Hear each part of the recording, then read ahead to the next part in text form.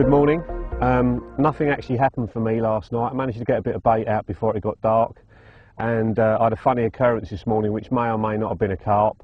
So later on this afternoon I'm going to take the lines out of the water for a few hours and rest and swim a bit, put a little bit more bait in with no lines in, and that's something you can take into your own fishing. If you're doing a session, you don't have to have rods in the water the whole time.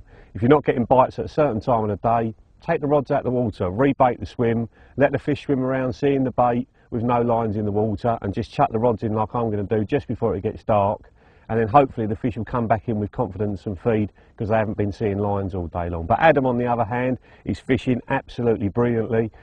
He's got his own little bay over there, and he's caught a fish from a spot I would never put a bait, a 43 pounder, so very good angling from him.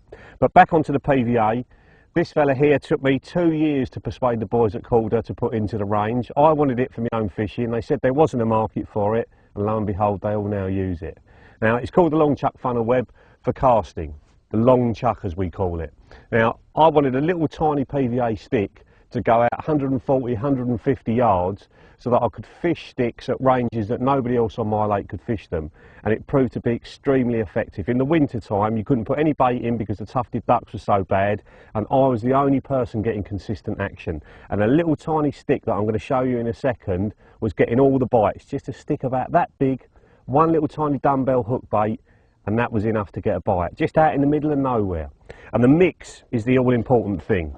And the secret ingredient in there, not secret at all really, is tuna. Just tuna straight out of the tin, straight from your supermarket, the one in brine rather than the one in oil, because fish love salt, and oil in the winter time can congeal and the fish don't process it very well, so that sometimes they can shy away from it. But just literally a tin of tuna into there, some bloodworm pellets over the top of it, and then some fishy style ground bait. I'm using the Mainline one, I've used the sticky baits one in the past as well.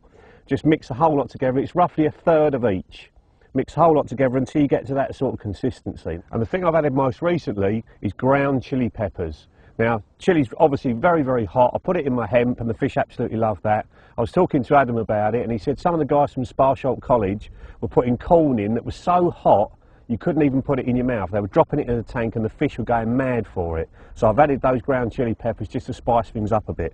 Now, to show you the system, it actually comes with the compressor in it, still in your waterproof outer shell. Let's get that there. And the thing that most people do wrong with this is they try and scoop it up and get it into that little tiny funnel in the top. Yeah, so all I do is just scoop it against the side of the bait box that I've used to mix it up in. And then the compressor stick down the end there, make sure the PVA is nice and tight, thumb over the end, and then just really press it down so it goes into a nice compressed stick. Just push it out at the end with the PVA under a bit of tension, take your compressor out of the way, and again use loads of PVA so you can tie your knot easily. Hold the top of the bag and then pull the knot down onto the top of the bag, and then the same thing again. Hold the knot where you want it to be on the PVA, pull it tight, and you're done. And then, as always, cut between the two. You might notice that the PVA itself is very, very fine. We fined it down recently, so even in the winter time, a stick's going to go in about 30 seconds. And for some reason, this particular PVA melts faster with a stick than it does with a bag of pellets. Normally, it's the other way round. Even so, don't make your sticks up a long time in advance. I make them up literally as I go in the winter. You can make them up a couple of hours before in the summer, but no more than that, because any of the juices that you've got in that stick mix will soak into the PVA and massively extend the melt time. Right, now threading it on, you can hook it on the end if you want to, but what I'm going to do is use a heavy gate latch needle, and that just goes through the middle of the stick and out the other side. You can use a hook link with a loop on the end. I've crimped on a link loop onto this hybrid hook link, which is my preferred way, into that gate latch there, like that, so nothing will catch. You do break a couple of bits of PVA when you pull this through, but don't worry about that. Just broke a couple on either side of the stick, and then I'm pulling the hook link right the way into the end of the stick like that. So there's no way that hair can tangle, no way the rig can tangle, because you've got an extra bit of weight on there and it tends to hold the rig away from the anti-tangle system, so you don't get any tangles in flight. And then when it goes to the bottom, you've got that lovely little spread of bait around it, just enough to get a bite, and whatever that lands on, there's no way the hook can foul up in anything. So absolutely perfect. And then I would slide on a little bit of silicone onto that hook link, like that. That's part of our range. That's a 3mm silicone sleeve that I've just cut down.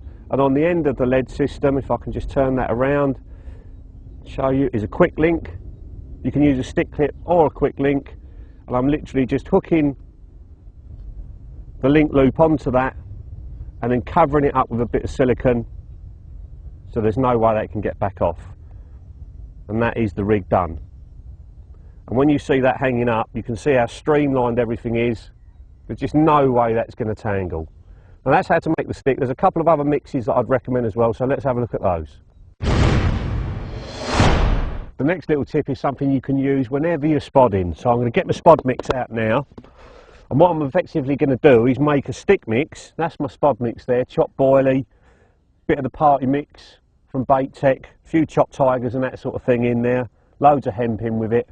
Just put that into a bait box, okay, make sure there's no real big bits in it. And obviously that is too wet to go in a PVA stick, but with the addition of this little fella, the hemp stick mix from Mainline, just a little bit like that, and using my compressor to stir it round, all I'm doing is just drying it out enough to get it in a stick. It's not wet and it's not dry, it's sort of in between, and all my stick mixes are like that. They're just slightly moist, so they'll go in a stick. I reckon that's about right there. They'll go in a stick, they won't melt the PVA for the first couple of minutes. You can whack them out onto the spot, and what you've effectively got there is a little pile of spod mix sitting around your hook bait. So rather than having a pile of pellets like everybody else uses, you've actually got the same stuff that you're spodding sitting right next to the hook bait. And that, with a little bit, like a little fusion chop, or a little bit of chopped tiger, or a bit of maize on the hair, fish with that is going to get you a lot more bites over a spod mix. So that's that one. And the other one is the one that I used to very, very good effect at maize on. That's my nutty stick mix. So we've got a fishy one, a spod mix one, and then a nutty one. I've got crushed up nuts there that I've done in the blender, or I use the old boilie chopper to chop them up. I've got some chopped up, very, very finely chopped boilie. This is the Proactive pineapple. That works really well with the nut mix. It's really, really sweet, and after a couple of days it just gets sweeter and sweeter. And with that I'll just use a tiny bit of tiger nut or a peanut or something like that on the end, fished over the top of the spod mix. And there are certain times when particle baits are going to outfish boilies, certain times it's the other way round. So what I try and do is have that on one rod, and I'll have the savoury one on at least one of the other rods, and then maybe just a single hook bait on the third rod, and see which starts working, and then switch all rods over to that. So that sticks. Avoid them at your peril. I see very, very few people using them. You can use them in all the sizes, the boilie funnel web size and the funnel web size as well. They can both have compressors to go with them, and I'll use that big size if I'm fishing the great big reservoirs out in France somewhere and I want a great big stick on because it's going to be out there ages waiting for a big one to turn up. That is the way to do it.